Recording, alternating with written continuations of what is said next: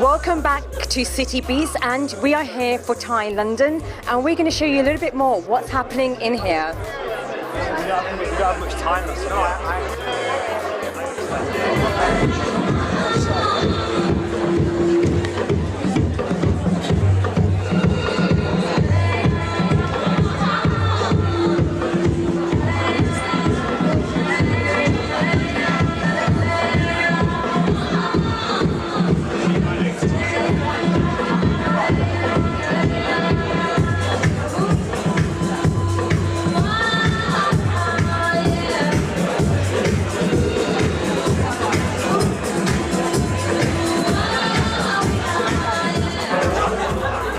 So these ladies have been showcasing tonight.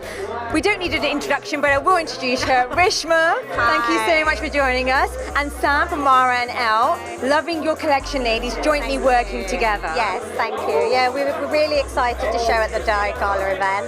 And it's just been a really lovely platform to show the collection off to its best. So we kind of showed a preview of a glimpse of all our collections and the versatility that we do, from our resort to our day wear to our couture, and we had the girls walking around the tables rather than a normal runway. How was that? How was that? Well, I was a bit nervous about it, but I kind of thought I'm not going to get to do a runway here, and you know, Chanel used to do that, and if it's good enough for Chanel, it's good enough for Reshma. It's good enough for Reshma, so we thought we'd give it a go. It actually looked really good, I have to say. The models were, even though people were walking in like crossing paths, yeah, it worked really well, and it was different. Well, I think the response we got from the audience, like I said to people, did you prefer that or normal runway? And they were like, actually, we really like seeing the dresses close up, because they were walking past and they could see the detail. And we could touch it too if we yeah. So I think that went down really well. Yeah, and you had the jewelry. I saw some of it, obviously, midway. I don't know if it was early on in the beginning. I don't think it was. Stones, the wall stones and that kind of thing, semi-precious stones. So yeah, I've actually got a pop-up in Richmond store at the moment, so it just made sense to kind of collaborate. So all my stuff is still designed by me. I make half of it myself. So yeah, a lot of love goes into these pieces. So Richmond's wearing my earring. Yeah. So yeah. She's wearing my skirt. Yeah, So I love how you're representing. going on. Yeah. But where do you get your pieces from? Are they actually Over India, so because I design it all myself, and I just have to find the right workshop. So I actually went to India in August, sourced all my own stones, had them all cut, and just kind of working with the best artisans I can kind of come across. And a lot of it is just kind of, let's see how it goes. It's only been going a year, so still in early stages. Well, you know, we are at a business event, so you must be picking up some tips today. It's been great. Met so many inspirational people. Loads. I mean, loads of entrepreneurs here. It's great to hear other people's stories, how they're doing things, how they started. So yeah, great stuff. And what tips would you give? Because obviously you started off a very long time, not that long ago, but you've done really well where you are today. You know, for an Asian woman, you know, it's not easy, especially to break into a Western market.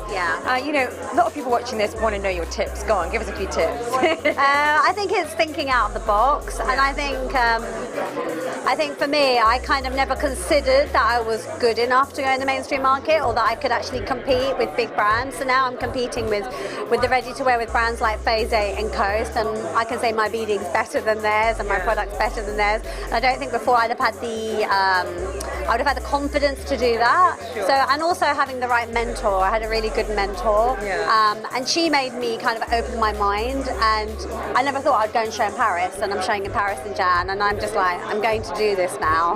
You know, I'm too grey in the tooth now. I have to do this. Yeah, and I guess, are you going? Would you be going? So I'm probably not in Paris. I'm actually going the other direction. I'm going to Africa. So I'm doing Kenya in February. So it's going to be quite exciting. Yeah. So randomly, Kenya's great. They love Mara and L in Kenya. So happy days. Why not? Yeah. Different so place. between us, we'll conquer the world. Well, ladies, while you conquer the world, enjoy the rest of your evening. Thank you so much for joining us. Thank you.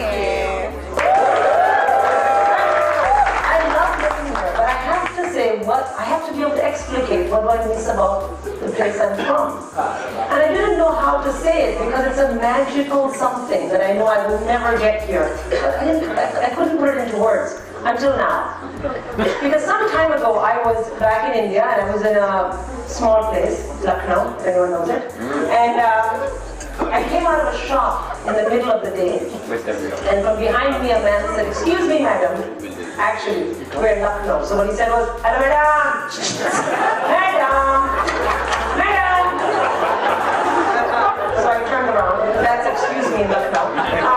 So I turned around, and he gave me a little card. And he was giving this card to everyone in the market. I don't know how many of you are familiar with Lucknow. There's a place called Hazratganj, where all the shops are. He's giving everyone this card. He gave me a little card as well. And the card said, are you alcoholic? And I was like, how does this guy know?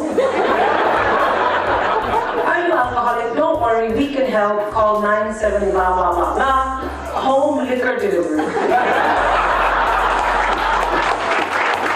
that's our time. Thank you so much.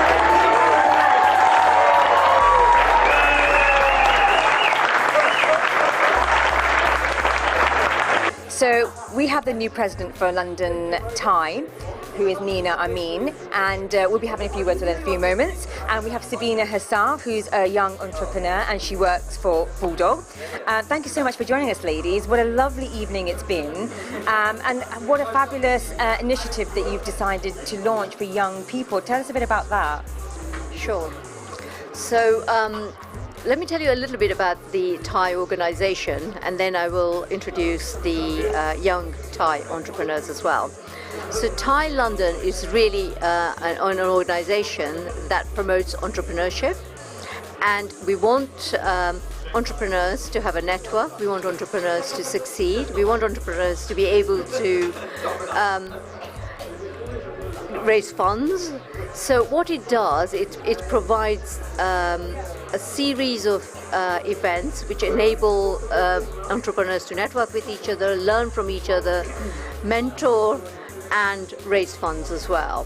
Which sounds really exciting, Sabina. So tell us what ideas you have in mind, because obviously you come from a very family sort of business, amazing family who have such business success, and you're taking over to encourage young people. I mean, that must be a bit of pressure. I think it is a really exciting initiative, and I think TYE, Thai Young Entrepreneurs, is about fostering an environment of like-minded individuals and also creating a community. I think being an entrepreneur can be a lonely place, and just having that support to help drive growth in whatever you're trying to do is really useful and invaluable. And also listening to the younger generation and learning about what do they want to hear. I mean, if they come from family backgrounds, is it for advice to resolve something that happens in family dynamics in a family business? If they're aspiring entrepreneurs completely on their own, starting something new, is it more that they want to learn about how the investment side of things and how we can support them, and also about mentorship? I think that's really important with TYE as well, is pairing somebody up with someone who they can have regular contact with and who can really give, even a few simple life lessons takes you a long way, and it's definitely helped me along my journey. Wow, she's got ideas, which is great. What was it that you found so important that you had to help the youth? Because do you feel there's a gap in the market at the moment? Because successful businesses all over the world, as we know, we have young and old and all kinds of age groups. But why focus on the young? Because they're the future. They're absolutely our future. If you actually look at the UK, it's one of the most entrepreneurial nations in Europe. Yeah. And amongst them, if you actually look at the Asian community, they're one of the most entrepreneurial communities within the UK. But you've heard the story about how they came with nothing and how they've built a successful.